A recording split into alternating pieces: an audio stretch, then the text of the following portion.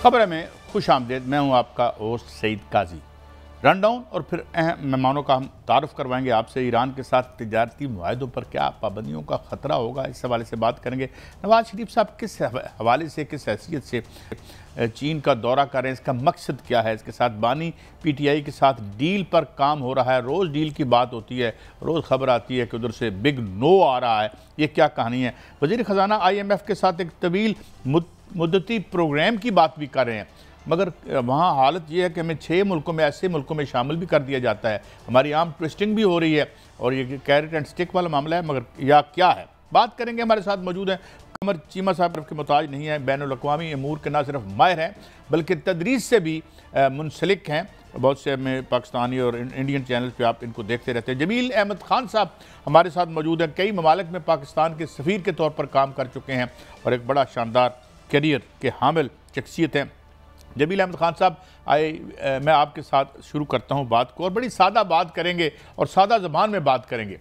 हम बड़े मुश्किल मसाइल में घिरे हुए हैं और वो माशी मसाइल, और आजकल तो माशी मईशत और जो खारजा आपकी पॉलिसी है ये आपस में मिलजुल गई है।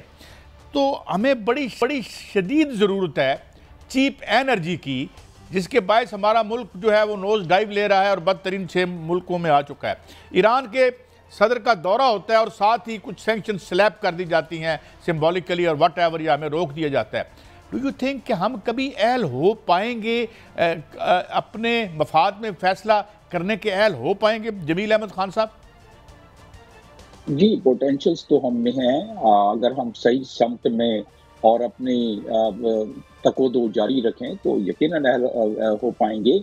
लेकिन इस वक्त जो हमारी मकदूश हालात हैं, इस वक्त जो हमारे पास मसाइल का अंबार है, जिसका कि आपने अभी तज़किरा किया इंट्रो में, वो यकीनन बहुत बड़े हैं। उसमें मल्टीलैटरल लेवल पर भी मसाइल का अंबार है। आपने जिक्र कर दिया कि 6 ममालिक में हमें भी शामिल कर दिया है और अभी हमारे साथ राहो रस्म भी बढ़ा रहे हैं अमेरिकन, और साथ साथ इस किस्म के मामला भी चल रहे हैं।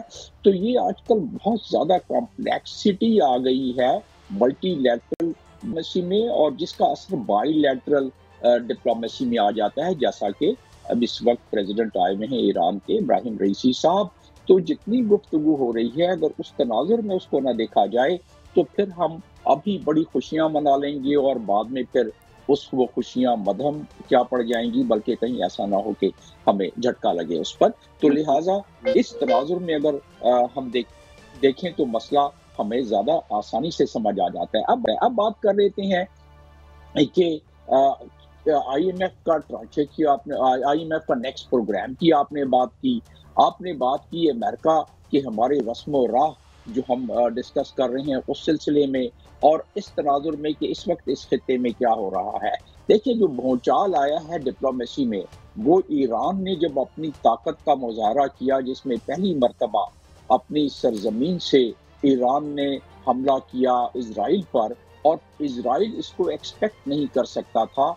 चजा के हर एक आदमी गुफ्तगू कर रहा है कि ये विन विन गेम है। अमेरिका ने इजराइल को समझाया कि आप अगर 3 मिसाइल दाग भी लेते हो तो उसका शोर न मचाओ, क्योंकि ईरान ने कमिटमेंट की हुई है अपने कौम से कि 10 गुना ज्यादा ताकत से वो हमला कर सकता है, जो कि सही है अगर अपनी प्रॉक्सी को भी इस्तेमाल कर ले।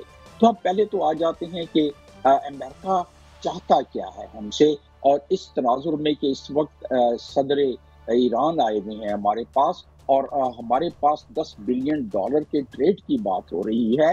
हमारे पास हम किसी लिहाज से खुश हैं कि शायद गैस हमें मिलना शुरू हो जाए, लेकिन इसकी वजाहत तो अमेरिका कर चुका है कि अगर गैस ली तो आप पे सैंक्शन के खतरात मंडला रहे हैं। और अभी कल भी मार्क मिलर ने यही बात की है। तो 6 ऐसे कानून हैं अमेरिकन जो कि सैंक्शन लगाए जा सकते हैं, जिसमें प्राइमरी और सेकेंडरी सैंक्शन भी है, जिसमें ट्रेड सैंक्शन है। सॉरी, मैं इंटरजेक्ट कर रहा हूं, मैं फिर आऊंगा चीमा साहब की तरफ। ये सैंक्शंस इंडिया पे क्यों नहीं लगती? जियोपॉलिटिकल जो अहमियत आपकी, जो आपकी strength with in economic strength आपकी अपने मुल्क में, कोई मुल्क भी उतना ही मजबूत होता है बाहर जितना वो अपने घर में मजबूत होता है। तो क्या हम अपने दिल पर हाथ रखें तो हमारी इकोनॉमी ठीक है, हमारी इस वक्त बाकी हालात ठीक हैं, अगर ठीक है तो हम मजबूत है और फिर जियोपॉलिटिकल सीन पे हमें लोग उसी हिसाब से सुनेंगे।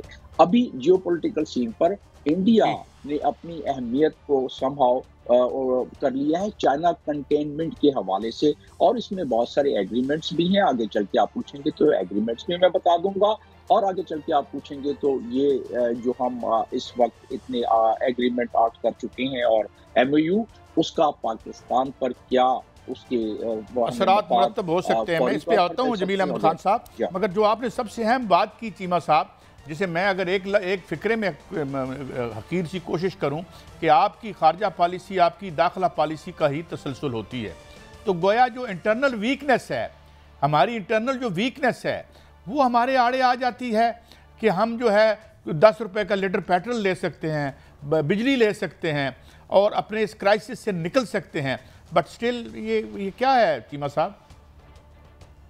अब बहुत शुक्रिया काजी साहब। देखें, पहली बात तो ये है कि ये जो फैसले होते हैं ना, ये वक्त पे करने पड़ते हैं। जब 2010 में हम गैस पाइपलाइन का मुआहदा कर रहे थे और हम चाहते थे कि गैस हमारे पास आना शुरू हो जाए, ये उस वक्त मौका था क्योंकि अमेरिका को काजी साहब पाकिस्तान की ज़रूरत थी। अमेरिका अफगानिस्तान में मौजूद था, फंसा हुआ था, और आपको पता है जो वेस्टर्न कल्चर है, जो अमेरिकी कल्चर है, वो इंटरेस्ट बेस्ड रिलेशन रखते हैं। आज अमेरिका अफगानिस्तान से 2021 का जा चुका है। अमेरिका को आपकी कोई ज़रूरत नहीं है जिस तरह माजी में 10 साल पहले ज़रूरत थी। ये वो मौका था जब हम गैस पाइपलाइन का मुआहदा भी कर रहे थे, अमेरिका अफगानिस्तान में फंसा भी हुआ था, और आप वहाँ पे कोई ऐसा एग्रीमेंट कर लेते। देखिए, आज पाकिस्तान की तकरीबन 44% जो गैस है हम वो इंपोर्ट कर रहे हैं। तकरीबन पिछले कुछ सालों में 220% जो गैस है काजी साहब वो महंगी हुई है। क्वेश्चन ये है कि ये फैसले अगर 15 साल पहले किए होते तो आज हम इस जगह पे ना खड़े होते, आज हम गैस भी ले रहे होते, इतनी महंगाई भी ना होती। हमारी इंडस्ट्री, जब चाइना पाकिस्तान इकोनॉमिक कॉरिडोर के बाद जो इन्वेस्टमेंट्स आ रही थी तो हमारी इंडस्ट्री को गैस चाहिए थी। तो अब हम ये ना टेंशन में आते कि घरों को गैस देनी है कि इंडस्ट्री को गैस देनी है। अनफॉर्चुनेटली हम फैसले नहीं कर पाते, और हमें बस एक ये होता है कि आज चलो ये दिन गुजार लें, कल देखेंगे, परसों देखेंगे। ये जब आपको पता था कि जिस तेजी से आपकी आबादी बढ़ रही है, जिस तेजी से आपकी डिपेंडेंस बढ़ रही है, ये तो हमें उस वक्त फैसले करने की जरूरत है। आज जब ना अमेरिका को हमारी जरूरत है, ईरान के ऊपर ऑलरेडी सैंक्शंस हैं, और ये आपने जो सवाल किया था भारत का एम्बेसडर साहब से, क्वेश्चन ये है कि आपको पता है कि रशिया के ऊपर सैंक्शंस हैं, लेकिन इंडिया ने उनसे तेल भी लिया, और इवन रशिया से कुछ ऐसे वेपन लिए S-400 जो बड़ा जो डिफेंस शील्ड है, जो कि तकरीबन $1 बिलियन का एक मिसाइल मिलता है, और उन्होंने वो लिया। और आपको पता है काजी साहब, अमेरिकी बोले नहीं, अमेरिकी जस्टिफिकेशंस देते रहे अमेरिकी कांग्रेस के अंदर कि नहीं कोई मसला नहीं है, हम इसको देख लेंगे, कर लेंगे। क्वेश्चन ये है कि उनको इंडिया की जरूरत है अगेंस्ट चाइना। हमारी इस वक्त क्या रेलिवेंस है? रेलिवेंस के अगेंस्ट आपको दुनिया चीजें देती है, हमने वो फैसले नहीं किए, और आज हम मुश्किल में। आज भी अगर हम अमेरिका को कन्विंस करें, जो कि अभी तक हमने उनसे सामने प्रपोजल नहीं रखा, देखिए अमेरिका के लिए हमने मिलकर याद रखें, कौन रखेगा? ये सारे स्पाइनलेस हैं, 23-24 प्रोग्राम ले चुके हैं। देखिए ना, इट आल्सो डिपेंड्स कि कितने बड़े स्टेट्समैन आपको रूल कर रहे हैं, शायद ये भी बात है। मगर जी आप बात मुकम्मल करें, फिर मैं आता हूँ आगे। जी कासिम, एक पॉइंट देखिए कासिम, एक बड़ी अहम बात है, और वो बात ये है कि हमने अमेरिका के साथ मिलकर और इंटरनेशनल कम्युनिटी के साथ मिलकर दुनिया में दहशतगर्दी की जंग लड़ी है। हम फ्रंट लाइन इत्तेहादी थे। देखें, इंफ्रास्ट्रक्चर हमारा टूटा, लोग हमारे शहीद हुए, अरबों डॉलर का नुकसान हमारा हुआ। आज पाकिस्तान को केस बिल्ड करना चाहिए कि हम क्यों करोड़ों लोगों के लिए महंगी गैस इंपोर्ट कर रहे हैं, जब हमारे दरवाजे पे गैस खड़ी हुई है। तो दुनिया हमारे मसले कब सुनेगी? क्या दुनिया का मसला हमारा मसला है और हमारा मसला दुनिया का मसला नहीं है? अगर हमने इस पैरामीटर के अंदर बात ना की, और अपना देखें, अमेरिका बड़ा इंपॉर्टेंट इत्तेहादी है, 22% एक्सपोर्ट हमारी अमेरिका को जाती है। अमेरिका से हमारी अच्छी दोस्ती है, हमारे अच्छे ताल्लुकात हैं और अच्छी डेस्टिनेशन, और अमेरिकन इन्वेस्टर पाकिस्तान में पैसा भी लगाते हैं। अमेरिका को भी नाराज नहीं करना, लेकिन थोड़ा सा लेन देन करना पड़ेगा।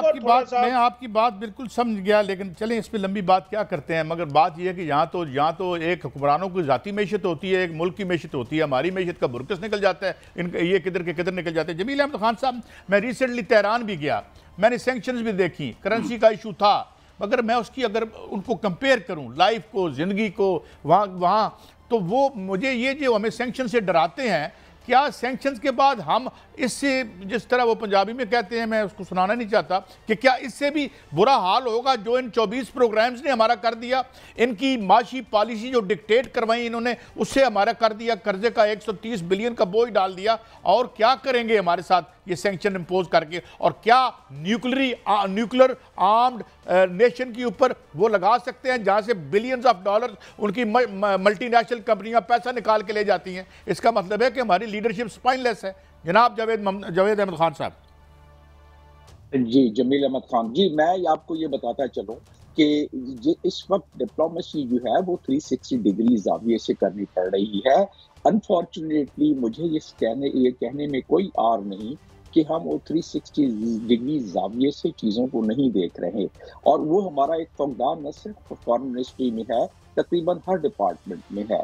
और वो जब तक हम अपनी लाइन सीधी नहीं करेंगे तो जिस तरह चीमा साहब ने भी जिक्र किया, वक्त पर फैसला करना मुश्किल हो जाता है। इस वक्त जो दुनिया में जिस हिसाब से जियो पोलिटिकल तगय्युरात बढ़ रहे हैं, उसको बहुत ज़रूरी है कि हम हर दिन उसको इवेलुएट करके अपने फॉरेन पॉलिसी की इवोल्यूशन के तौर पर एडजस्टमेंट करें, और उसी के तहत ये सारे फैसले होते हैं जो आपने बात की। आप बात कर रहे हैं सैंक्शन की, रशिया पे भी सैंक्शन है, अमेरिका की।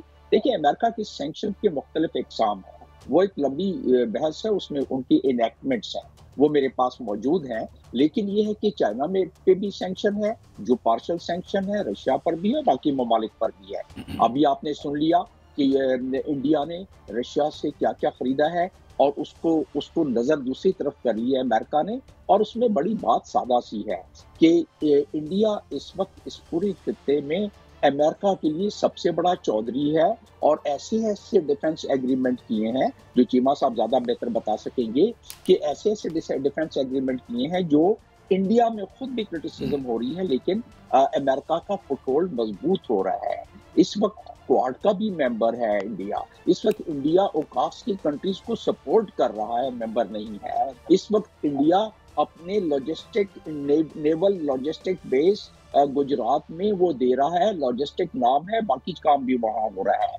तो इस वक्त इंडिया सिर्फ वही चौधरी बना के खड़ा किया गया है जिस तरह हम चौधरी बना के खड़े किए गए थे सोवियत यूनियन के खिलाफ, और खूब हमने मदद की उनकी। लेकिन माफी चाहता हूँ जमील अहमद खान साहब, मैं थोड़ा सा फिर एक भी ये भी तो देखे ना, चौधरी तो उसको बना के खड़ा किया, 600-700 बिलियन डॉलर के फॉरेन एक्सचेंज रिजर्व रख के बैठा हुआ है, ये तो सारा माल लेके रफू चक्कर होने वाली रूलिंग क्लास है। मगर मैं चीमा साहब एक बात और आपसे पूछना चाहता हूँ, एक सैंक्शन स्लैब की शायद सिम्बॉलिकली हमारे ऊपर जब ईरान के प्रेजिडेंट वापस आए, कि हमारी जो मिसाइल टेक्नोलॉजी है इससे बड़े खौफजदा हैं, क्या है उसकी रेंज क्या है, और क्या वो उधर हमारे कोई विंग्स क्लिप करने का या हमें इस तरह की भी काविश हो सकती है? कमर चीमा साहब जी, कैसा, पहली बात तो ये है कि पाकिस्तान का जो मिसाइल प्रोग्राम है ना, वो अल्हम्दुलिल्लाह पाकिस्तान ने अपने चीज़ें डेवलप कर ली हुई हैं। एक चीज़ होती है सप्लाई चेन, बहुत दफ़ा आपको बहुत सारी चीज़ों की ज़रूरत रहती है, आप नई नई मार्केट्स ढूंढते रहते हैं, नई नई कंपनी से बात करते रहते हैं। सो एक बात तो ये है कि पाकिस्तान, ये जो अभी 3 चाइनीज़ कंपनी और एक जो बेलारूस की कंपनी को सैंक्शन किया गया है, ये भी पाकिस्तान को बेसिकली एक मैसेजिंग की गई है। और दूसरी जो आपने बात की, देखें अमेरिका जो है वो मुल्क जिसका मिसाइल प्रोग्राम, जो अमेरिका का दोस्त हो या इत्तेहादी उस तरह ना हो, उसका जो मिसाइल प्रोग्राम है, अगर वो अमेरिकी इत्तेहादियों तक एक्सेस रखता हो तो अमेरिका जरूर उसके ऊपर क्वेश्चन मार्क लगाता है। अब पाकिस्तान तकरीबन 3000 किलोमीटर तक हम मार करते हैं। देखिए, हमारा जो प्राइमरी टारगेट है वो इंडिया है, हमारा प्राइमरी टारगेट कोई नहीं है। हमने अपना न्यूक्लियर प्रोग्राम हो या मिसाइल प्रोग्राम हो, काजी साहब, प्योरली अगेंस्ट इंडिया है। हमने किसी और मुल्क के खिलाफ हमारा किसी किस्म की कोई जारियत करने का या हम कुछ नहीं, सिर्फ ये डिफेंसिव पर्पसेस के लिए है जी, सिर्फ डेटरेंस के लिए और डिफेंसिव पर्पसेस के लिए। अगर हमारे ऊपर कोई हमला हुआ तो हम रिस्पॉन्ड करेंगे। सो अमेरिका ने ये जो पाकिस्तान पे सैंक्शन की है, एक बात हम कर सकते हैं, अगर इसको एक्सटेंड करना चाहें अपने तहफ़्फ़ुज़ के लिए, तो क्या ये हमारी एक्सटेंडेबल है, हमारे मिसाइल्स की रेंज? देखिए जी, हमारे जो इंजीनियर हैं, हमारे जो साइंटिस्ट हैं, वो बिल्कुल कर सकते हैं। और कोई पता नहीं हो भी, लेकिन जारी बात है हम जो जैसे हमने बात की कि हमने डेटरेंस शो करनी है, हमने कोई ऑफेंसिव पर्पसेस के लिए या प्रेस्टीज के लिए नहीं। जिस तरह इंडिया ने रिसेंटली इंटरकॉन्टिनेंटल बैलिस्टिक मिसाइल का टेस्ट किया जो कि 5000 से 8000 किलोमीटर तक जाता है, यूरोप और अफ्रीका तक जाता है। सो पाकिस्तान ऐसी कोई चीजें नहीं करता जिससे खित्ते के ममालिक ये महसूस करें या दुनिया ये महसूस करे कि इसके बहुत बड़े एम्बिशियस हैं। सो हमारा मसला सिर्फ और सिर्फ अपने नेशनल इंटरेस्ट को, अपनी आवाम को और अपने मुल्क को प्रोटेक्ट करना है। सो इसमें काजी साहब हमने ये जो हम पे ये जो 3 कंपनीज और एक बेलारूस की कंपनी को किया गया है, एक तो ये मैसेजिंग है, दूसरा डेफिनेटली ये महसूस किया जाता है कि पाकिस्तान जो है वो शायद कभी ऐसा ना हो जाए कि इस मिसाइल की रेंज कहीं मिडल ईस्ट तक पहुंच जाए। सो ये बेसिकली प्रिकॉशनरी मेजर्स लेते हैं अमेरिकी और अपने इत्तेहादियों के लिए, अपने दोस्तों के लिए। लेकिन अमेरिका और पाकिस्तान के ताल्लुकात अच्छे हैं और पाकिस्तान ऐसे कोई इल्जाम नहीं रखता। अच्छा, लेकिन ठीक हो गया, मैं आगे बढ़ता हूँ। जमील अहमद खान साहब, अभी आपने कहा $10 बिलियन की ट्रेड की बात की। मैंने तेहरान में खुद देखा कि वहाँ बेशुमार इंडिया की प्रोडक्ट्स थी, चाइना की प्रोडक्ट्स थी, इंडिजिनस उन्होंने अपनी गाड़ियाँ बना ली। सैंक्शन जो है वो मुझे लगता है कि बाय डिफ़ॉल्ट उनको उसका फ़ायदा ही हुआ। तो क्या हमारे इतने स्पाइन है, इतनी हमारी ताकत है लीडरशिप में कि हम कहें भाई हमारी ज़रूरत है, हमने काम करना है, हम आपके साथ हैं, हम आपके जो वाइटल इंटरेस्ट के खिलाफ नहीं जाएंगे, बट लेट अस सर्वाइव। तो ये बात कितना गुंजाइश है, कितनी बात हो सकती है अमेरिका से? जावेद अहमद खान साहब। देखिए, नेशंस के दरमियान म्यूचुअल इंटरेस्ट और म्यूचुअल रिस्पेक्ट पे काम होता है, चाहे वो कोई भी मुल्क हो। पाकिस्तान की अपनी डिप्लोमेसी हमने बात कर ली, वो अपनी ताकत के लिहाज से आगे बढ़ाते हैं, लेकिन उसमें यकीनन एक डायनामिज्म का अंसर होता है। जो डायनामिक हमारे डिप्लोमेटिक लीडर्स हैं, मिनिस्टर हो गए या बाकी लोग हो गए, उनका इसमें यकीनन काफ़ी फाल किरदार होता है। और उस लिहाज से अगर देखा जाए तो थोड़ी हमें कम आएगी तो बहरहाल नज़र आती है बहुत सारे मामलात में, लेकिन उससे हटकर अगर देखा जाए तो हमारी ज़रूरत भी अब कम पड़ गई है। और उससे अगर आगे मज़ीद इसका तजिया किया जाए तो ये महसूस होता है कि अमेरिका इस वक्त हमें ये जो मैसेजिंग की है, ये इस बात का पेशखेमा है कि भाई देखो, आपकी जो इस वक्त मईशत मकदूशियत की तरफ जा रही है, जिसमें आपने बता ही दिया 130 बिलियन का एक्सटर्नल और इतना ही तकरीबन इंटरनल हमारे ऊपर कर्ज चढ़ा हुआ है, और IMF का प्रोग्राम आपको नहीं मिलेगा तो आप डिफॉल्ट कर जाओगे। तो IMF में ज्यादातर डायरेक्टर अमेरिकन ही हैं, उस तरफ भी इशारा हो सकता है। और जो प्रेसिडेंट इस वक्त विजिट कर रहे हैं, ईरान के साथ बायलैटरल रिलेशन इतना ही रखो जो बर्दाश्त हो सके, और उससे हटकर ये मैं पसे पर्दा जो चीज़ें जहन के में होती हैं डिप्लोमेट्स के, उस लिहाज से मैं इस पे तबसरा कर रहा हूँ। तो ये मैसेजिंग बिल्कुल पहुँच गई हमें। अब इसको अगर हम देखें, हिलरी क्लिंटन का एक वीडियो इस वक्त मौजूद है जो 2011 में उसने अपनी फॉरेन कमेटी के सामने बताया, और उसने हमारा केस बड़ी अच्छी तरीके से खुद बयान कर दिया। और हमें चाहिए कि उस पर डिप्लोमेटिक वे में हमें उन मामलात और उन चीज़ों को रखे। और वो क्या था कि हमने पाकिस्तान को इस्तेमाल किया सोवियत यूनियन के खिलाफ। ये हिलरी क्लिंटन कह रही है, वीडियो पे कह रही है, मौजूद है गूगल पे, और कहती है हाथ में हाथ झाड़कर हम वापस आ गए, पाकिस्तान को बगैर उसके छोड़ गए। तो अभी हमने आपने जो बुनियादी बात की जावेद अहमद खान साहब, वो ये कि हमें इंटरनली मजबूत भी होना पड़ता है। चीमा साहब, मुझे फाइनली ये बताइए कि नवाज शरीफ साहब के कोई चाइनीज़ दौरे की कोई अहमियत है? और फिर हमारे वज़ीर ख़ारजा ने मुझे बताया गया कि वो रिसीव भी नहीं किया। और क्या कोई सदर ईरान ने कोई और तजारत से हट के भी हमसे बात की होगी? मैं आई तो नहीं है मैं मीडिया में, बट ज़ाहिर है उन्होंने एक बहुत बड़ा काम किया है और बड़ी कामयाबी दिखाई है। चीमा साहब, देखिए कासा, पहली बात तो ये है, देखिए पाकिस्तान के अंदर जो अदारे और पार्टीज ताकतवर नहीं है, इंडिविजुअल्स ताकतवर हैं। सो जो नवाज शरीफ साहब का जो विजिट है चाइना का, इसको इस कॉन्टेक्स्ट में देखना चाहिए। Nawaz Sharif as an individual जारी बात है रेलिवेंट है। सो ये मेरा ख्याल है एक मैसेजिंग है, क्योंकि हम पहले सऊदी अरब चले गए, अभी चाइना पाकिस्तान के वज़ीर आज़म नहीं गए, और मेरा ख्याल है कि शायद ये भी एक आपको पता है तासुर है कि पाकिस्तान के अंदर एक पैरेलल गवर्नमेंट चल रही है। नवाज शरीफ साहब लाहौर में बैठ के एक अलहदा सिस्टम चला रहे हैं, शहबाज शरीफ साहब एक अलहदा दुनिया चला रहे हैं। सो जो चाइना में जाना है और वहाँ पे अपना ये नई देखें चीज़ सामने आई है कि इलाज के सिलसिले में ये पाकिस्तानी लीडरशिप जो है वो नए हॉस्पिटल्स ढूंढ रही है। पहले बरतानिया और यूरोप के हॉस्पिटल्स या अमेरिका के हॉस्पिटल्स हुआ करते थे, अब वो कह रहे हैं कि हम चाइनीज़ हॉस्पिटल में भी इलाज के लिए जाएंगे। सो ये एक नई डायमेंशन है इस हवाले से। लेकिन दूसरी इंपॉर्टेंट चीज़ ये है कि मेरा ख्याल है कि ये चाइनीज़ गवर्नमेंट ने कोई ना कोई बात की होगी या कोई पंजाब के लिए इन्वेस्टमेंट लेके आना चाहते हैं, क्योंकि आपको पता है कि चाइना पाकिस्तान इकोनॉमिक कॉरिडोर काजी साहब जो बलूचिस्तान के अंदर था वो तो रुक गया, उसकी वो पेस नहीं है। मेरा नवाज शरीफ साहब कन्विंस करेंगे चाइनीज इन्वेस्टर्स को कि पंजाब सेफ है, पंजाब के अंदर आके इन्वेस्टमेंट करें, मुझे ये ऐसे लगता है। और इसीलिए मेरा ख्याल है चाइनीज आपको पता है पसंद भी करते हैं शरीफ ब्रदर्स को, बिकॉज ये बड़ी तेजी से काम करते हैं और बड़ी स्पीड, पता है आपको शहबाज स्पीड और इस तरह की चीजें अल्फाज आपने सुने हैं।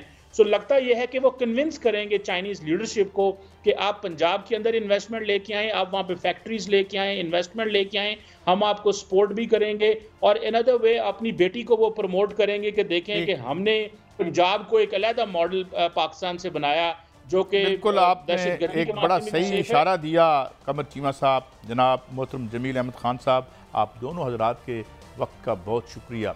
मगर जब भी आप मुआहदे करें वो हम कहते होते हैं ना कभी कभी कि हमारी हमाला से ऊंची दोस्ती है, मगर जो है चीन की जेबें जो हैं वो बहरुल से भी, तो जो पहले मुआहदे होते रहे, जो गयाना की बात होती रही, तो क्या उस तरह की तो हमें इन्वेस्टमेंट नहीं चाहिए। इन्वेस्टमेंट हमें अपने मफाद में चाहिए, जो आज तक तो नहीं आई, मुमकिन है कल तक आ जाए। ये थी हमारी आज की गुफ्तगू अभी तक की।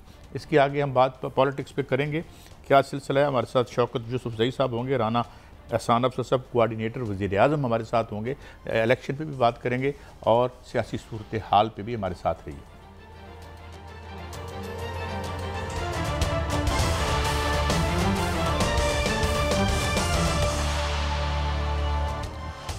वेलकम बैक नाज़रीन। हमें ज्वाइन किया है तहरीक इंसाफ के रहनुमा जनाब शौकत यूसुफजई साहब ने और राना एहसान अफजल साहब कोऑर्डिनेटर वज़ीर-ए-आज़म Pakistan. Thank you very much आप दोनों दोस्तों का। राना साहब मैं पहले आपकी तरफ आता हूँ। अभी आज नवाज शरीफ साहब चाइना के दौरे पर गए हैं। ज़ाहिर है वो कायद जमात के तो हैं ही, लेकिन फ़िलहाल उनके पास कोई ऑफिस इस तरह से पार्टी के अलावा तो नहीं है, बल्कि पार्टी में भी सदर जो है वो है। तो इसकी क्या कुछ सरकारी हैसियत है या निजी हैसियत है, या कुछ लोग कह रहे हैं कि पंजाब के लिए कोई इन्वेस्टमेंट की भी वो बात करेंगे। मेरी अभी किसी से बात हो रही थी टीवी पर ही, तो कुछ एतमाद में लेंगे कौम को कि किस सिलसिले में जा रहे हैं और क्या अहदाफ हैं। जनाब राना एहसान अफजल साहब। बिस्मिल्लाहिर्रहमानिर्रहीम। देखिए फ़ॉरेन ऑफिस की तरफ से कोई स्टेटमेंट नहीं आई और ये एक ऑफिशियल दौरा नहीं है। अगर ये ऑफिशियल दौरा होता तो डेफिनेटली फ़ॉरेन ऑफिस कोई ना कोई इसके ऊपर स्टेटमेंट देता और फिर वहाँ जो अगर कोई मीटिंग्स ऑफिशियल अरेंज होती तो उनकी भी डिटेल्स आती और पूरा एक एजेंडा तय होता। तो ये क्योंकि एक प्राइवेट ट्रिप है, इसकी नौयत जो है, तो इसलिए जो है कोई इसके ऊपर कोई ऑफिशियल मेरे ख़्याल से स्टेटमेंट ना वफाक से तो बिल्कुल भी नहीं आई और ना ही मैंने कोई सूबाई हुकूमत से देखी है। तो इसकी नौयत निजी प्राइवेट है, निजी है, तो इसलिए एक वो आज़ाद शहरी हैं, वो कहीं भी जा सकते हैं, आ सकते हैं। नहीं ज़ाहिर आज़ाद शहरी हैं, मगर ज़ाहिर उनका एक स्टेटस है, उनका नाम है, 3 दफ़ा के वो प्राइम मिनिस्टर रह चुके हैं। बहरहाल थैंक यू वेरी मच। लेकिन राना साहब हमारे साथ रहिए, अभी बहुत सी अहम बातें कर रही हैं। शौकत यूसुफजई साहब, हजूर पहले तो मैं आता हूँ इलेक्शन के रिज़ल्ट पर, मैं बाद में आऊँगा और आपसे पूछूँगा कि इलेक्शन तो पत्थर पर लकीर था, तो ये आपके रिज़ल्ट भी पत्थर पर लकीर हैं या फेट कंपनी जिसे कहते हैं। मगर पहले मुझे ये बताइए, ये रोज़ाना सोशल मीडिया जो है हम भी बड़े तंग आ गए हैं जी इससे, ये रोज़ डील करवाता है, रोज़ डील टूटती है। तो क्या एक कमेटी मुबैना तौर पर एक कमेटी बन गई है और खान साहब बार बार झाड़ के वापस भेज देते हैं? ये भी कहा मेरे प्रोग्राम में मेरे भाई हामिद मीर ने कहा। तो क्या अब कोई रिसेंटली बर्फ़ पिघली है, खान साहब से कोई बातचीत हो रही है या वही मामलात खड़े हैं? जनाब शौकत यूसुफजई साहब। बिस्मिल्लाहिर्रहमानिर्रहीम, बहुत शुक्रिया। देखिए पहली बात तो ये कि बल्कि सबसे पहले तो मैं ये क्लियर कर दूं कि कोई डील नहीं होगी। ये खान साहब को जो लोग जानते हैं, मेरा तो खैर 1996 से उनके साथ वाबस्तगी है और 96 से उनके साथ, वो 97 का इलेक्शन भी लड़ा उनके साथ। लेकिन मैं जहाँ तक उनको जानता हूँ तो डील तो नामुमकिन है। ये हो सकता है कि पाकिस्तान के अंदर मैं समझता हूँ कि पाकिस्तान की खातिर अगर कोई बात हो सकती है तो उसका मैं नहीं हो सकता है, उसके लिए वो कोई भी बात कर सकते हैं। लेकिन अगर ज़ात के लिए हो ना कि उनके साथ डील करके आपको बाहर निकालते हैं और आप हुकूमत को मान लें और ये जो चीज़ें चल रही हैं बस सब ठीक है, इसको सब ठीक करके एक तरफ हो जाए, तो शायद इस बात पे वो कभी राज़ी नहीं होंगे। और उन्होंने अपने जितने भी पीटीआई की सीनियर लीडरशिप है उनको सख्ती से मना किया है कि कोई भी इस हवाले से बात न करे। डील के हवाले से अगर कोई भी पेशरफ्त होगी तो वो मैं उसको एक्सेप्ट नहीं करूँगा। अच्छा राना साहब, एक स्टेल मेट है, मैशत का जो अजाब है वो आपके सामने है, और अभी अभी हमारे जो औरंगज़ेब साहब हैं वहाँ वो मौजूद हैं, वहाँ भी हमें खासी माफ़ी चाहता हूँ सुबकी हुई जिस तरह उन्होंने हमें जो है वो क्लब किया 6 मुल्कों के साथ। मगर ये क्या आप क्या ये समझते हैं, और यहाँ पर जो एक और इशू है इलेक्शंस का, एक सोशल मीडिया पे तूफ़ान है कि जनाब इस दफ़ा तो उड़ा के ही रख दिया, आप क्या समझते हैं ये ज़िमनी इंतखाबात शफाफ थे और ये सारा प्रोपेगेंडा पीटीआई कर रही है? मैं बिल्कुल ज़िमनी इंतखाबात की बात कर रहा हूँ, 24 को तो छोड़ दें वो पीछे रह गया। जनाब राना साहब।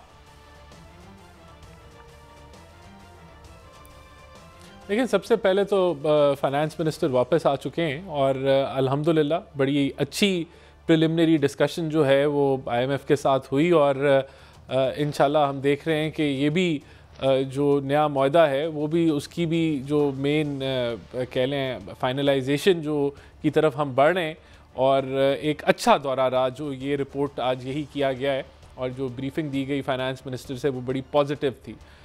एक तो ये हो गया। देखें, दूसरा आपने ज़िमनी इंतखाबात की बात की, ओवरऑल पुरसकून इंतखाब रहे, और इसके अंदर एक PMLN का जो वर्कर है उसका कत्ल हो गया, और वो PTI के जो वहाँ लोग थे उनकी वजह से हुआ। हुकूमत ने बहरहाल जो पुलिस है उसने जिन लोगों के ऊपर शक था उनको गिरफ़्तार कर लिया।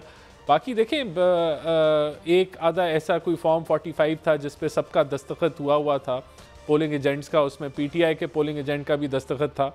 बिल्कुल नहीं होना चाहिए था फॉर्म 45 पे किसी का भी दस्तखत, लेकिन सुनने में यही आ रहा है कि इलेक्शन कमीशन ने इसका नोटिस ले लिया है और तहकीक जो है वो शुरू कर दी। ओवरऑल पुरअमन रहे इलेक्शंस, और कोई इश्यूज़ नज़र नहीं आए। KPK में जो है वो PTI के बैक्ड कैंडिडेट जीते, पंजाब में तकरीबन PMLN ने क्लीन स्वीप कर दिया। तो ये हम तो समझते हैं कि इत्मीनाद की मोहर लगाई पाकिस्तानी अवाम ने। जो 2 महीने की गवर्नमेंट थी जिसमें मरियम नवाज साहब, मैं ये बात तो आपकी मैंने ले ली, उसके मैं टेक लूंगा हिसाब से, मगर एक बात अच्छी रही, ये दौरा बड़ा अच्छा था, चले हमें चाहिए भी था, बड़ी मुश्किल में है। लेकिन ये जो कल परसों एक्सप्रेस ट्रिब्यून में खबर छपी कि जनाब 6 मुल्कों में उन्होंने हमें worst 6 countries IMF clubs Pakistan with war torn countries, ये बड़ा एक ऐसी तो कोई जंग नहीं है हमारे यहाँ जिस तरीके से बाकी मुल्कों का वो कह रहे हैं यमन का इशू है या शाम का इशू है, तो why they have been so harsh with us? Rana साहब देखिए, वो उन्होंने सिक्योरिटी सिचुएशन के ऊपर दिया, ये तो सिक्योरिटी सिचुएशन के ऊपर उन्होंने बात की। अभी हमने एक IMF का स्टैंड बाय एग्रीमेंट कामयाबी से मुकम्मल किया है, और मैं समझता हूँ ये बड़ी अचीवमेंट है। तो इस चीज़ का इदराक तो पूरी दुनिया को है कि एक IMF का प्रोग्राम हमने मुकम्मल किया है, और रिफॉर्म्स का जो एजेंडा, जो माशी रिफॉर्म्स का एजेंडा है, उसको हम आगे लेके गए हैं। तो ये तो अगर उन्होंने, हो सकता है, मैंने वो रिपोर्ट अभी नहीं पढ़ी, लेकिन सिक्योरिटी सिचुएशन की वजह से अगर उन्होंने क्लब किया है तो इस तरह की कोई इतने बुरे हालात तो पाकिस्तान में नहीं है, और सिक्योरिटी सिचुएशन को भी हुकूमत जो है वो बड़ी बारीकी से देख रही है, और हम समझते हैं कि आने वाले दिनों में इसमें बेहतरी होगी।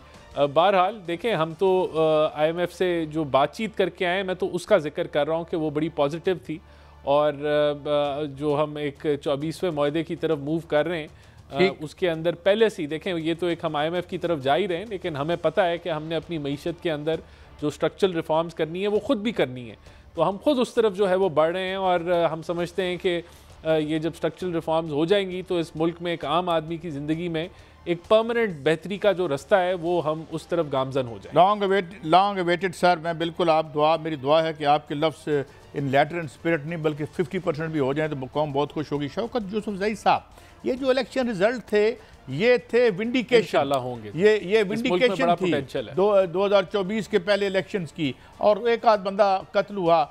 Do you have the same take, और आप यही समझते हैं कि ये इलेक्शन बिल्कुल शफाफ हुए?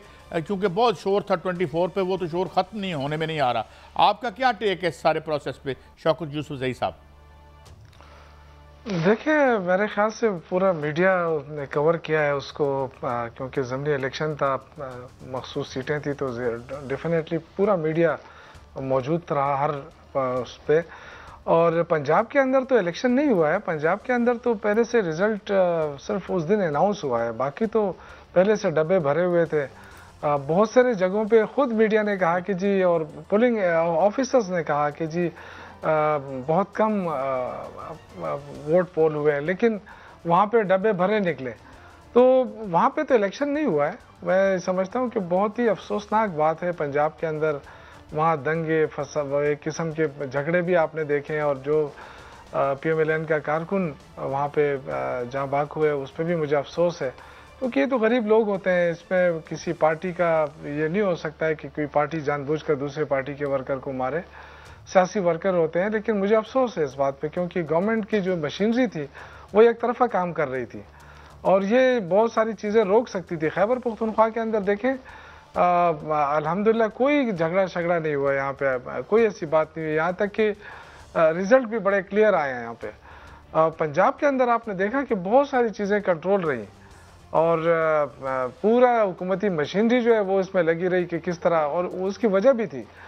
पहले से ये तय था कि PTI को नहीं जीतना है पंजाब के अंदर। उसकी वजह थी कि PTI जो है वो शोर मचा रही है कि जी हमारा मैंडेट चोरी हुआ है। अगर पंजाब में सीटें जीतती है तो फिर तो ये जो है ना उनका बयानिया और मजबूत हो जाएगा, तो इसलिए उन्होंने पहले से तय कर लिया था कि ये बयानिया जो है वो मजबूत नहीं होने दिया जाएगा। तो मेरे ख्याल से ये अफसोसनाक बात है आवाम के वोटों का, जो खुद कहते रहे कि जी वोट का एहतराम होना चाहिए, तो वोट का एहतराम तो नहीं हुआ पंजाब के अंदर। हमने देखा कि किस तरह प्री पोल रैगिंग में भी आप देखें जलसे नहीं करने दिए गए, जो जलसा हुआ उसमें सैकड़ों लोगों के खिलाफ मुकदमे दर्ज हुए। दूसरी तरफ PMLN के लोग जलसे भी करते रहे, कोई उनको कोई कहने वाला कुछ नहीं था, बस सबको आज़ादी थी। तो वो जो 8 फरवरी के दिन जो कुछ हुआ PTI के लोगों के साथ, वही हमने देखा। 21 को भी वही चीज़ हमें नज़र आई, उसका फॉलो अप था। तो इस तरह रिजल्ट चेंज करके इनको क्या मिला, सिवाय इसके कि बदनामी के सिवा सारे पाकिस्तान को पता है कि वोट किसको पड़ा है, सारे पाकिस्तान को पता है। दूसरी तरफ देखें ना, खैबर पख्तूनख्वा में आज़ाद जीता, और क्यों जीता कि उसने इमरान खान की तस्वीर लगाई थी, और ये कहते हैं कि जी यहाँ पे PTI जो है हारी है। तो PTI जब हारी है ना, तो जो जीता है वो भी PTI है। हारी तो बेसिकली PMLN और पीपल्स पार्टी है, जिन्होंने 4,000 वोट लिए हैं पीपल्स पार्टी ने, और 6,000 वोट लिए हैं PML नून ने, और 47,000 लिए हैं PTI ने, और 74,000 लिए हैं PTI बैक मेंबर ने, क्योंकि हमारी पूरी तंजीम जो लोकल थी बाजौड़ की, और जो वर्कर्स थे वो तो सारे आज़ाद मेंबर के साथ थे। मैं राना साहब से उनका टेक ले लूँ इन तमाम। राना साहब, ये बड़ी सॉरी टेल है हमारे यहाँ, और आप पॉलिटिकल एलीट, हम चाहते हैं आप ही आएँ बारी बारी, हमारी पॉलिटिकल एलीट स्ट्रेंथन हो, हमारी पॉलिटिकल जो ट्रेडिशंस हैं वो स्ट्रेंथन हो। बट यू नो, ये जो आखिरी 2 इलेक्शन थे, मैं तीसरे को भी शामिल कर लेता हूँ, ये तो I think they were the most controversial of all. Can we ever get rid of this situation, जहाँ बैठ के आप मुबारकबाद दे रहे हो शौकत यूसुफजई साहब को, या वो आपको मुबारकबाद दे रहे हो, जो हम इंडिया में देखते हैं? ये क्या सिलसिला है जनाब राना साहब? ये देखिए, बात ये है कि पहले 8 फरवरी के इलेक्शन के बारे में फॉर्म 47, फॉर्म 45 की बेज़ाब्तियों की बात थी। अब तो इस ज़िमनी इलेक्शन में तो इनके पास ये मौक़िफ़ भी नहीं है, और मेरे ख़्याल से ओवरऑल पुरअमन हुए। किसी एक जो बड़ा वो वायरल हुआ फॉर्म 45, उसके ऊपर भी मैंने आपको अपना मौक़िफ़ दे दिया। देखें, बात यह है कि ये तो इनका मौक़िफ़ है ना, इनकी सियासत को, जो नफ़रत की सियासत है उसको रद्द कर दिया। और जो एक पॉजिटिविटी की सियासत जो पिछले 2 माह के अंदर मुल्क की तरक्की की जो बात कर रहे हैं, मुल्क को माशी दलदल से निकालने की बात कर रहे हैं, और जो हुकूमत ने इक़दामात लिए उस पे जो है अवाम ने एतबार किया और उसकी बुनियाद पे जो है वो वोट मिले। तो इनका बयानिया तो मैं समझता हूँ कि काफ़ी पीछे रह गया, और इनका जो मौक़िफ़ है वो भी काफ़ी पीछे रह गया। मुझे तो लगता है कि ये जो तहरीक चला रहे हैं ये भी बहुत बुरे तरीके से फ्लॉप होगी। जहाँ तक बात है कि सब लोग एग्री करें, देखें ये इलेक्शन कमिश्नर जो हैं उनको लगाने वाले खान साहब हैं, उनको उनकी तारीफ़ें करने वाले वो हैं, उनकी जो उनके लिए एक बड़ा तारीफ़ी ख़त लिखा वो शेख रशीद साहब ने लिखा, और देखें वो उनकी जब मुद्दत पूरी हो जाएगी तो फिर जो अभी उमर अयूब साहब हैं वो मिलके वज़ीर आज़म के साथ जो है वो नए इलेक्शन कमिश्नर को जो है वो नॉमिनेट करेंगे। तो मेरे ख्याल से आइन का तो यही तकाजा है। बाकी इनकी जितनी शिकायत हैं, अच्छा राना साहब आपने मेरे साथ ही रहना है, बड़े अहम सवालात हैं, और शौकत यूसुफ ज़ई साहब आपने भी मेरे साथ रहना है। दोनों के लिए मैं बहुत अहम सवाल छोड़े चला जा रहा हूँ। बहुत से इशूज़ हैं जिसको शौकत यूसुफ ज़ई साहब हमने आपके दौर में भी एड्रेस नहीं हुए, आज भी एड्रेस नहीं हो रहे। ये एनर्जी के इशूज़ हैं, ये मैशत के इशूज़ हैं। ये हमारे दोनों मेहमान हमारे साथ हैं। एक छोटा सा ब्रेक, हमारे साथ रहिए, वापस आ रहे हैं।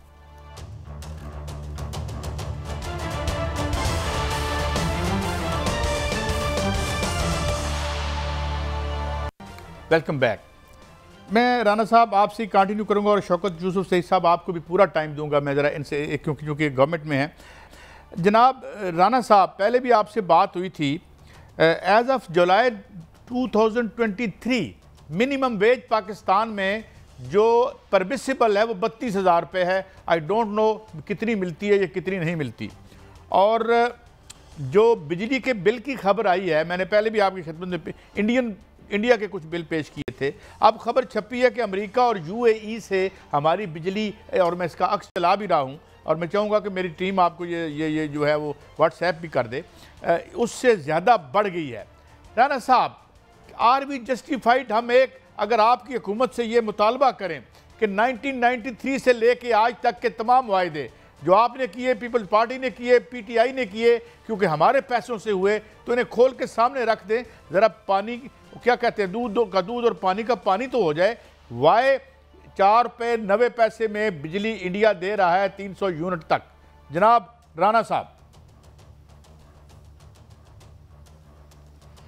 देखें मैं आपको बहुत इसमें क्लियर कट मैं आपको बता सकता हूं कि जो हमारा इस वक्त का प्लान है उसमें हम जो जितना इम्पोर्टेड कोल के ऊपर प्लांट्स पाकिस्तान में लगे हुए हैं उनको हम लोकल थर कोल के ऊपर कन्वर्ट करने जा रहे हैं, और ये इंशाल्लाह ताला इसी टेन्योर के अंदर ये हम मुकम्मल कर लेंगे। एक भी कोयले का प्लांट पाकिस्तान में ऐसा नहीं होगा जो इम्पोर्टेड कोयले पे चलेगा इस टेन्योर के अंदर। ये हमारा एजेंडा है, और प्राइम मिनिस्टर शहबाज शरीफ ने यही हदायत दी है कि इसके मुताबिक जो है हमें मूव फॉरवर्ड करना है, चाहे वो चाइनीज़ CPEC से रिलेटेड प्लांट्स हों या फिर वो हमारे पुराने कोल से रिलेटेड प्लांट्स हों।